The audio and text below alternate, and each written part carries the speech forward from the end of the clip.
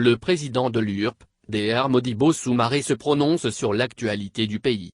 Il donne son avis sur la gestion des affaires publiques, un an après la chute du président Ibrahim Boubacar Keïta, le débat sur la prolongation de la transition et la situation sécuritaire du pays. Dr Modibo Soumaré n'est pas tendre avec le M5 RFP qui en cherchant un mouton à 5 pattes a conduit à l'irruption des officiers sur le terrain politique. Selon lui, la refondation dont nous parlons aujourd'hui est un non-sens et il n'y a pas meilleure refondation que la démocratie. Lisez notre entretien. Un an après la chute du régime démocratique d'Ibk, quelle appréciation faites-vous dans le domaine du changement? Un an après les événements du 18 août 2020, il est évident que beaucoup ont déchanté. En fait, la démocratie a connu un grand recul, le 18 août 2020. Ce qui est sûr, il nous faut une remise en cause de chacun où qu'il soit pour tirer les meilleures leçons de cet échec du fonctionnement démocratique dans notre pays.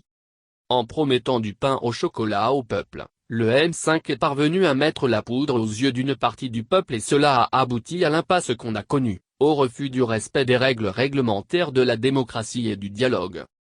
Le M5 RFP en cherchant un mouton à 5 pattes, a conduit à l'irruption des officiers sur le terrain politique. La refondation dont nous parlons aujourd'hui est un non-sens. Il n'y a pas meilleure refondation que la démocratie. Vouloir user des défaillances du fonctionnement démocratique pour passer de la rue au pouvoir est juste regrettable et dangereux. Si cette jurisprudence devrait servir de voie d'accès au pouvoir, le pays ne s'en sortira jamais.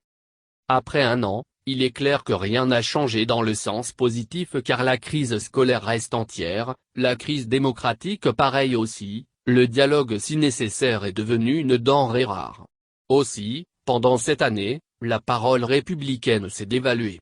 Le Mali malade des Maliens et surtout de certains dirigeants qui depuis le 26 mars leurrent une partie du peuple pour assouvir leurs ambitions politiques qu'ils n'arrivent pas à avoir à travers les élections. Le Mali Cura est un bluff malsain qui va vite rattraper ses auteurs. Il n'y a pas meilleur Mali que le Mali démocratique.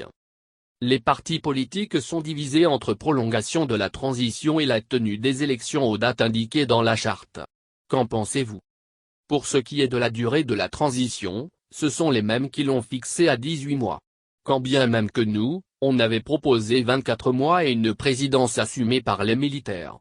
Alors, je m'en tiens à cette durée surtout que le président de la transition ainsi que le Premier ministre l'ont confirmé dans leurs adresses respectives.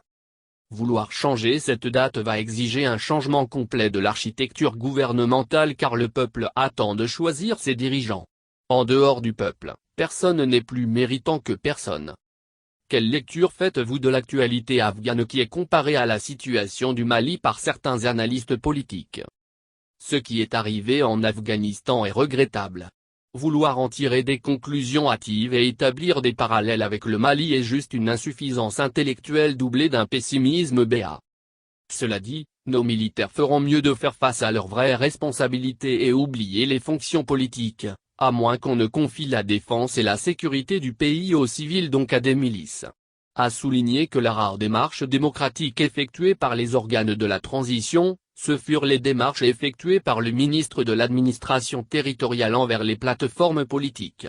Il est évident que le ministère de l'administration doit être le ministère qui doit rester le maître d'œuvre de l'organisation des élections et de la mise en place de l'organe unique.